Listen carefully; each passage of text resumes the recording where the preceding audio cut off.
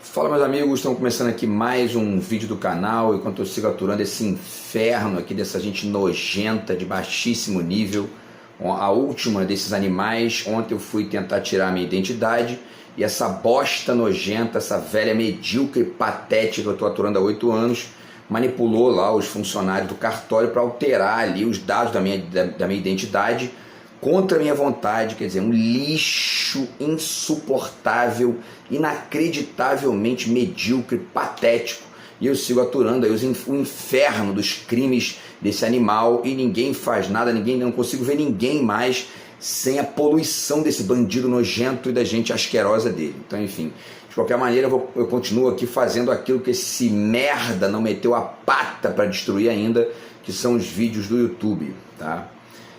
No vídeo de hoje o tema vai ser o seguinte, tá? Por que a crítica do eurocentrismo dos neoidentitários atrapalha a pensar? Tá? Vamos tentar entender um pouco isso aí.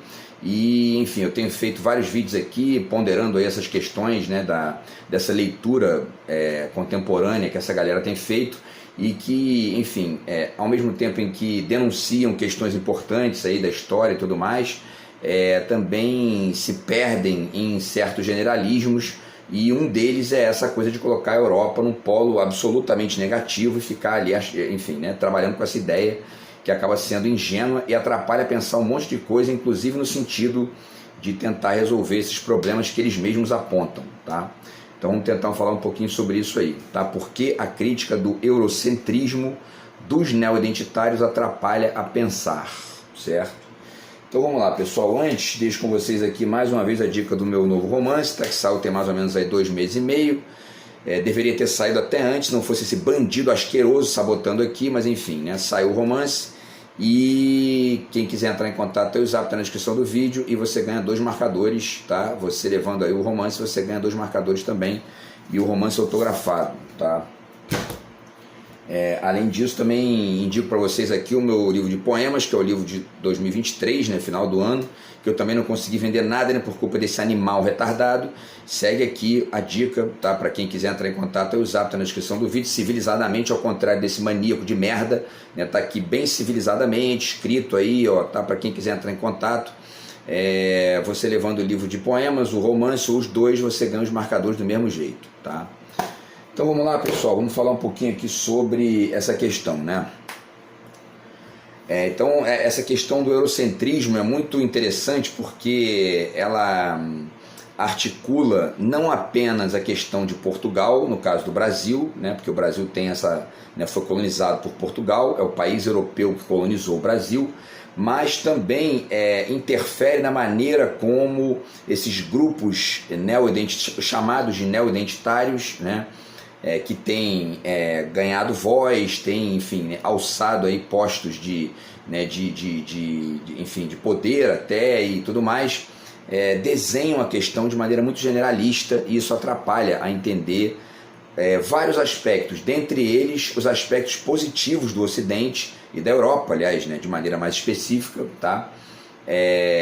Que podem ajudar a desmistificar, né, esse generalismo tosco aí desses grupos, tá?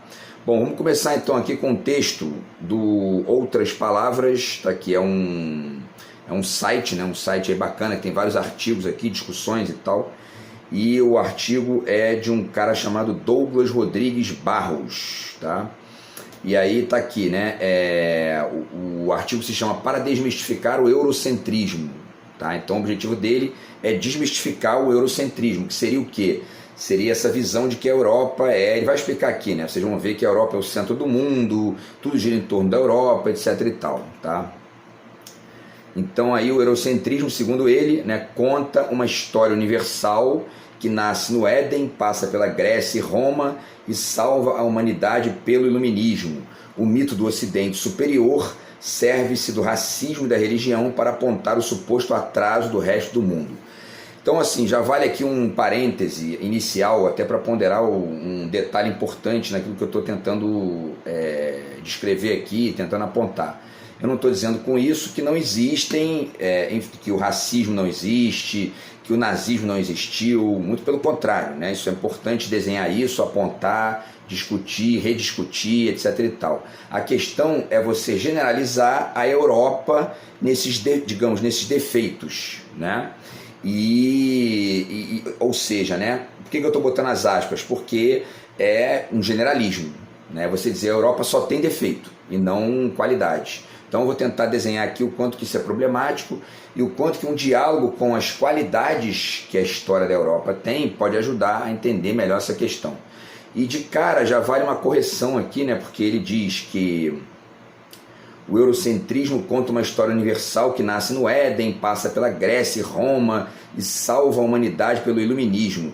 Esse trajeto que começou na Grécia com a filosofia, com os gregos e tal, né, e tudo mais, e, enfim, passou pelo iluminismo até os dias de hoje, ele é um trajeto que foi feito para poder questionar, dentre outras coisas, para questionar a própria visão da Igreja Católica sobre a historinha do Éden, etc. e tal. Então misturar isso aqui é um negócio que já mostra que está mal desenhado, né?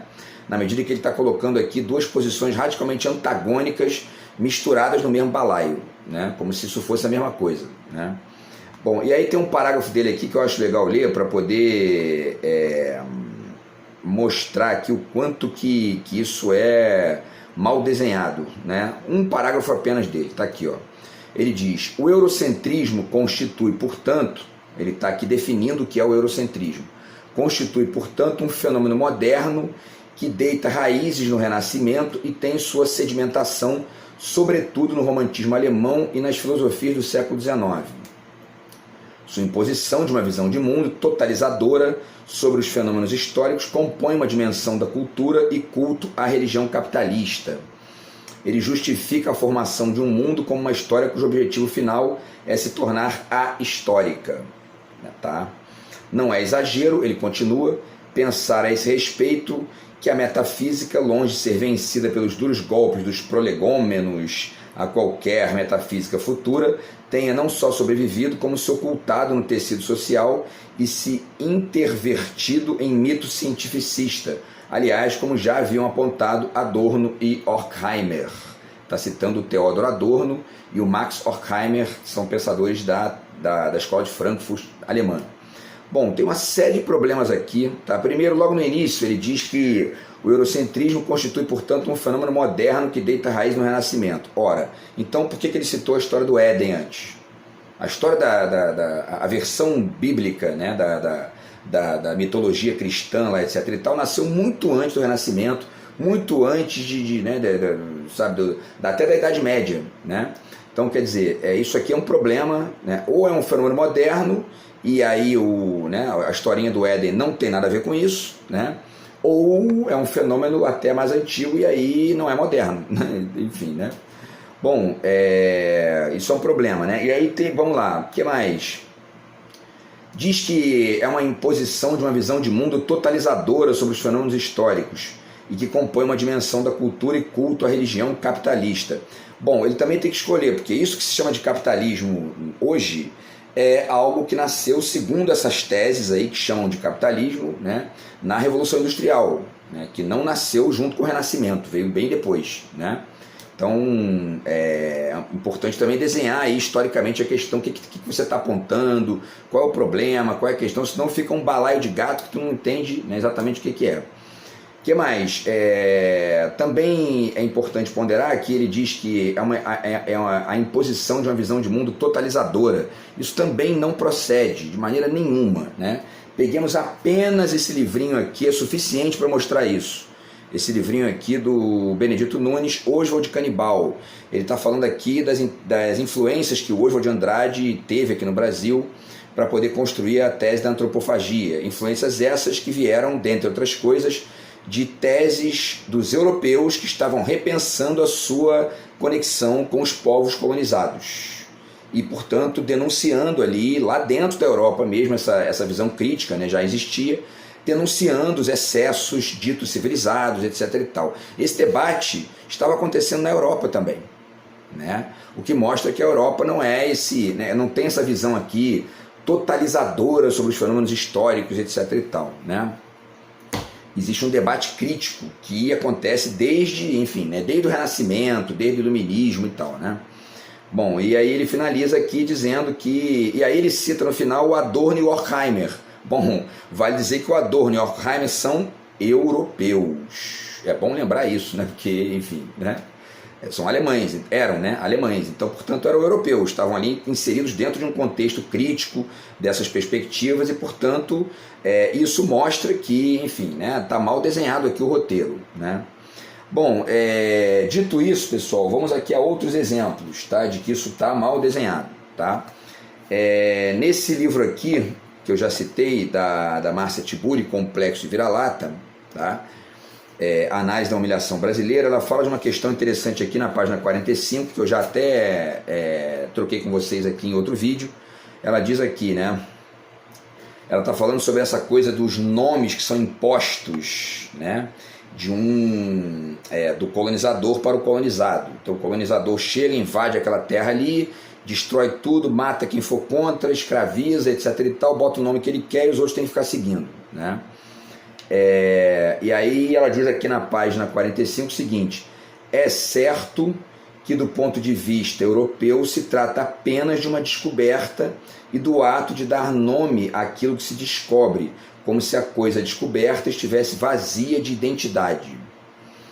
E ela continua: do ponto de vista de quem foi invadido em seu território, tendo sido violentado, escravizado, vilipendiado e assassinado, o intruso representa a chegada da catástrofe. E aí vale a pena até lembrar da palavra lá dos palestinos, né, para a invasão dos israelenses, que é justamente Nakba, que é catástrofe, né, exatamente catástrofe.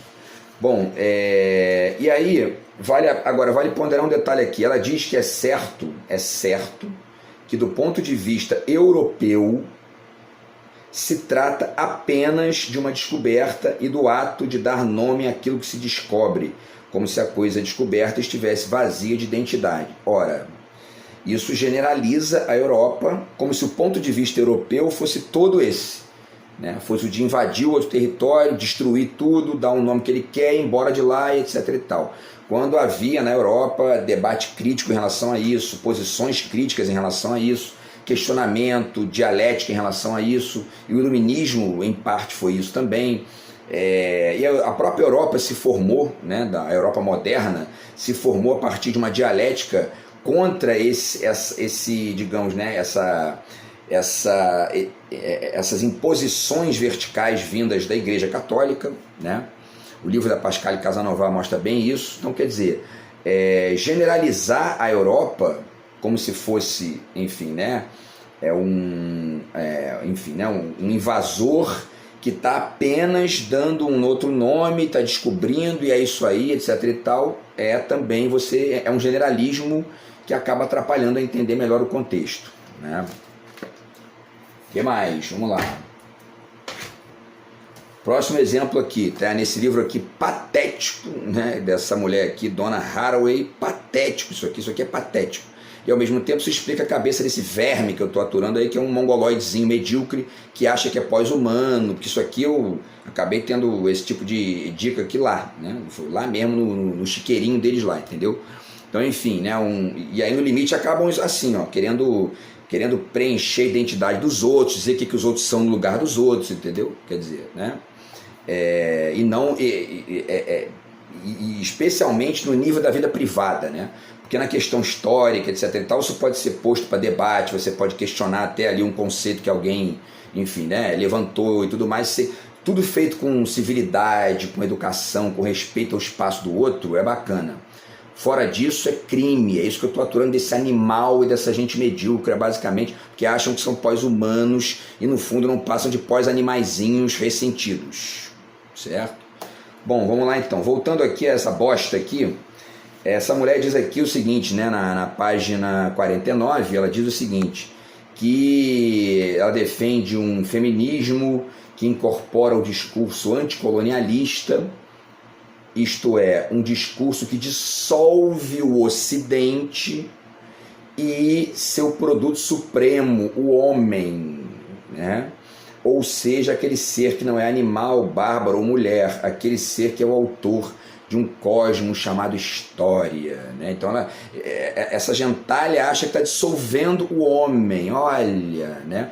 Aí depois, quando você lê esse livro aqui, né, eu li só o primeiro capítulo desse livro aqui, da Ana Caroline Campagnolo, Guia de Bolso contra Mentiras Feministas, você aí percebe o quanto que essa gente está delirando, assim, né?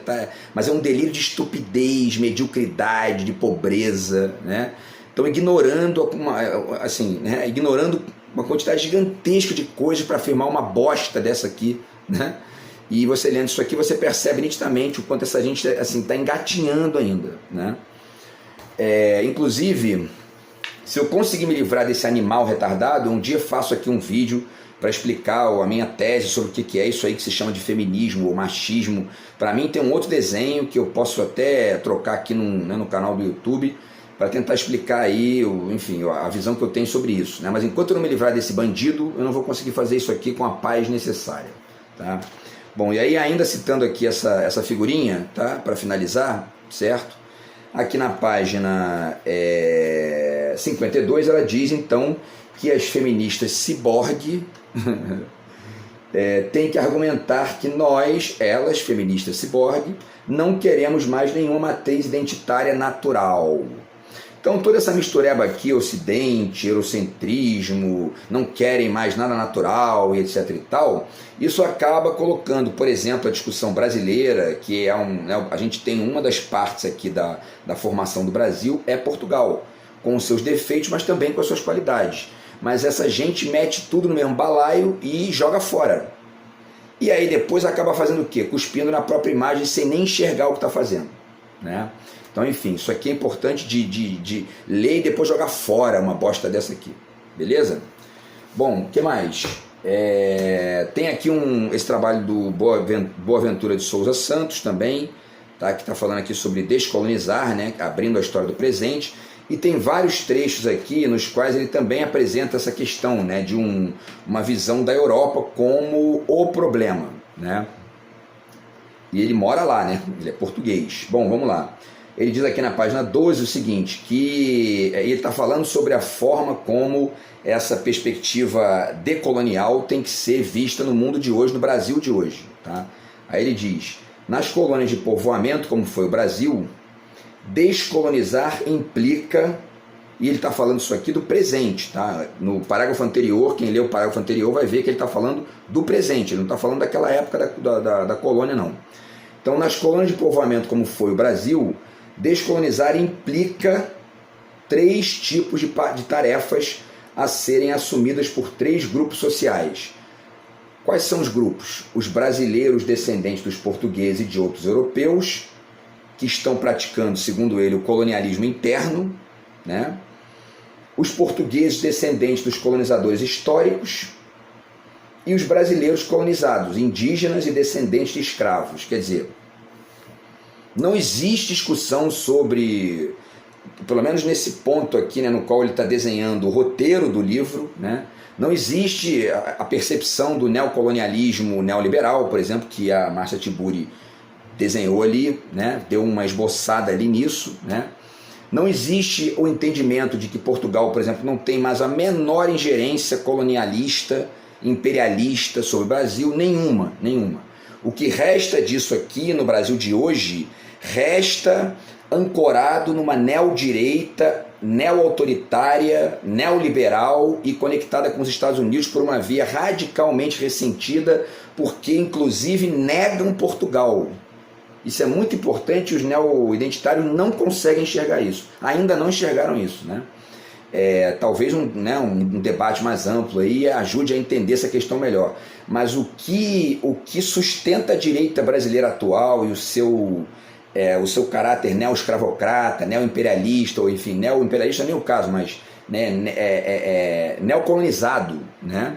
E ao mesmo tempo esse ressentimento que essa direita vomita aqui contra os pobres, negros, indígenas e etc e tal, é uma adesão ao capitalismo, ou a versão que o capitalismo dos Estados Unidos tem para nós, que é uma versão que eles nem fazem lá entre eles mesmos, né?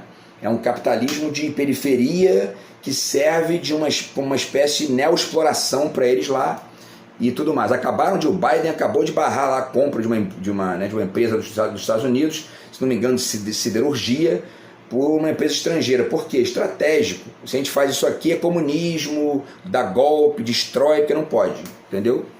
E isso os neoidentitários não discutem. Na verdade, o que sustenta o neocolonialismo no Brasil hoje é a negação de Portugal, e não um resto, enfim, neocolonialista de Portugal aqui dentro. Inclusive, vale lembrar que o presidente de Portugal, né, meu xará, o Marcelo Rebelo de Sousa, está lá. Ano passado ele desenhou lá um pedido de desculpas pelo processo da colonização portuguesa, e ao mesmo tempo abriu espaço para o diálogo, etc. e tal, né? Obviamente que você vai ter gente lá que pensa diferente e tudo mais, mas ele é o chefe do governo, então ele está abrindo lá um espaço de diálogo que é muito importante de tentar desenhar nesse sentido, até para a gente desenhar melhor o que é exatamente essa posição periférica do Brasil hoje, né, na América de maneira geral, tá? E quem são os atores, os protagonistas da manutenção da mentalidade neocolonizada no Brasil atual. É muito importante desenhar isso. Sem esse desenho, você fica batendo em fantasma que não existe mais, né? E mais, né? Esse tal fantasma aí, ele é um fantasma que está em você também. Então, enfim, é importante ponderar isso aí também no caso aqui dessa perspectiva ingênua em relação a Portugal, tá? Bom, por último, pessoal, vale dizer que vale citar o livro do Edward Said, tá, o Orientalismo, certo? Porque ele fala aqui, né, da questão de que o Ocidente constrói uma visão sobre o Oriente, desconsiderando em grande medida, historicamente, etc. e tal, as especificidades locais, a diferença absoluta que muitas vezes existe ali, que não cabe em nenhum rótulo e tudo mais, né? Agora, se vocês lerem eu não li o livro inteiro, né? Mas você lendo alguns trechos do livro, você percebe que o Edward Said está fazendo essa denúncia, mas está dialogando com uma série de referências europeias, e não no sentido só de criticar, mas no sentido também de apontar qualidades. Ele fala do Flaubert aqui, fala do Schlegel, enfim, né, pensadores, escritores do Ocidente, e dialogando com essas ideias e puxando exemplo de autores que não caíram nessa do tal do orientalismo, né? Então é importante também pensar isso aí, tá? Bom, tem outras coisas aqui, não vai dar tempo de falar de tudo, mas enfim, deixo aqui algumas dicas então dos dois lados da moeda, né, digamos, né, da parte problemática desse eurocentrismo que existe, é inegável, né, mas alguns exemplos positivos também para que ajude, né, a gente a tentar criar uma percepção que não seja generalista, né, nesse assunto, tá? Então vamos lá, por exemplo, né, tem a visão aqui do Ailton Krenak, que é muito importante, já falei várias vezes dela aqui, fiz vários vídeos sobre essa visão, né, e que é a visão dos indígenas, tá, e que é importante de ser ponderada aí para poder entender o quanto que isso se sustenta até hoje num nível, enfim, de drama, de manutenção aí dos problemas, inclusive especialmente quando os neoliberais vão para o poder, né? Tipo Paulo Guedes, Bolsonaro, não estão nem aí, indígena para eles é vagabundo, porque não trabalha, porque, né? Enfim, tá? Então é importante ponderar isso aí. O que mais? Né? Tem esses dois livros aqui, o Calaf, Palanga, Minha Pátria é a Língua Portuguesa, tá? Então ele está buscando aqui uma visão, isso lá em Angola, né? Uma visão dos povos negros que estão ali, etc. e tal, tudo isso é importante, né? Por quê? Porque houve realmente excessos bizarros lá na África, né? Moçambique, Angola, tá? Tudo isso é importante desenhar. E uma das consequências, né, problemáticas desses excessos dos europeus, a gente percebe quando a gente lê esse livro aqui, ou a ideia, né, desse livro do Marcelo Brandão, tá aqui, né? Que é A Geração da Distopia, representações da angolanidade na prosa contemporânea de Luandino Vieira, Pepetela e João Melo. Ele está aqui desenhando quanto que, logo depois ali daquele barato utópico, imediatamente pós-colonial, a galera lá começou a cair num barato distópico, né? Provavelmente porque estão meio que centrados numa discussão étnica e ou globalizaloide, digamos, né? Porque a tendência é essa, se você ficar preso na discussão da cor ou preso na discussão da globalização, a tendência é você cair num barato distópico. Por quê? Porque você esqueceu o local. Simples assim, né? E, enfim, e aí isso gera uma série de problemas, enfim, de consequências ali, algo alienadas que acabam impedindo de desenhar melhor a questão, tá? O que mais, pessoal? Vamos ver o tempo aqui. Então, mais para adiantar, a eugenia, né? Tá aqui, esse livro aqui do Michael Rose, O Espectro de Darwin, a Teoria da Evolução, suas implicações no mundo moderno, tá? Ele vai falar sobre a eugenia aqui, né? Que é de fato uma consequência problemática do eurocentrismo, né?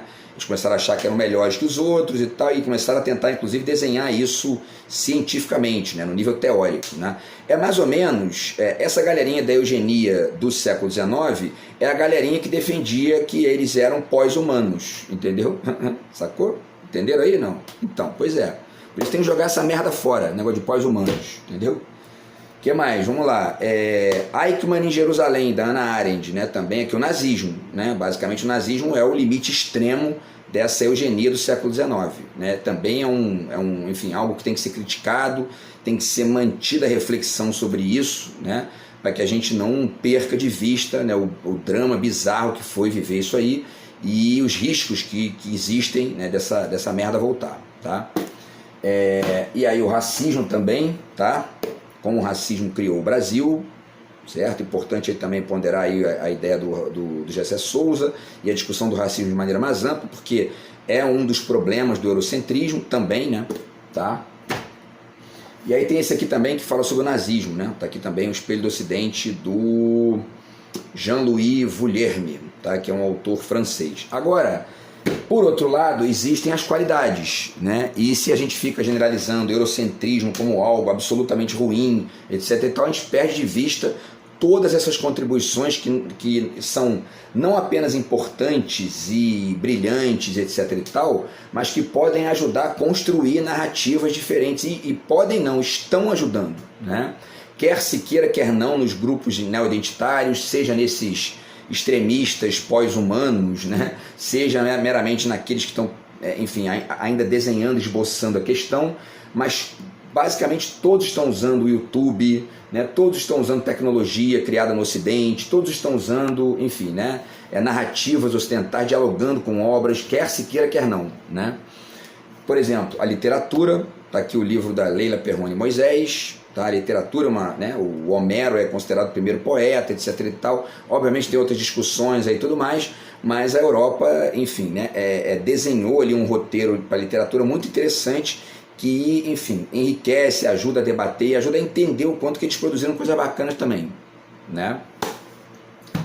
A filosofia, está aqui, né? O trabalho do Jean-Pierre Vernant, que também, enfim, né? A filosofia é uma contribuição aí, é uma invenção, né, europeia, nasceu na Grécia, etc. e tal, então quer dizer, e aí foi se desenvolvendo e o debate continua até hoje e tudo mais, e ainda que existam, né, autores e conceitos problemáticos, tem que ser questionados e atacados até no nível ali do debate, mas também tem outros que têm que ser enaltecidos, têm que ser ali, enfim, entendidos como contribuições bacanas e tudo mais. Inclusive a própria política, né, nasceu dessa discussão da filosofia e tal, tá? Que mais? E se você não for um verme que acha a democracia indecente, né, como tem gente aí que acha, você vai entender a importância de discutir isso aqui, tá? Para finalizar, né, pessoal, o cinema também é uma discussão muito importante, quer dizer, é uma invenção muito importante do Ocidente, tá, que pode ser utilizado das mais variadas formas para poder contribuir nisso aí. Já falei aqui desse livro, né, da Pascal Casanova, que é a questão da literatura. E finalizo com a Reforma Protestante, né, que também é uma invenção aí do Ocidente, da Europa, né, e é uma invenção da Europa para poder questionar os abusos, enfim, digamos, né, cristianocêntricos, né, da Idade Média, que eram europeus, né? Então essa dialética aí, esses embates, eles existem desde sempre na própria Europa também, e a gente tem que tentar ponderar isso. Inclusive, repito e finalizo, para a gente poder tentar desenhar bem quem é de fato o discurso neoimperialista no Brasil atual. Não é a Europa, não é Portugal, estão entendendo mal, né? É o neoliberalismo e as suas várias facetas e tentáculos, tanto os evidentes quanto os ocultos aí, né? Enfim, nessas leis que são aprovadas no calar da noite, lá no Congresso, para eles continuarem monopolizando o orçamento de maneira, enfim, né, ali quase que, enfim, radicalmente escondido, oculto e tudo mais. Beleza, pessoal? Então é isso, tá? Essa visão do eurocentrismo como algo absolutamente ruim atrapalha mais a pensar do que ajuda, tá? E vamos falando sobre isso aí. Enquanto esses animais não destruírem, eu vou fazendo aqui, tá? Grande abraço aí, tamo junto. Fui.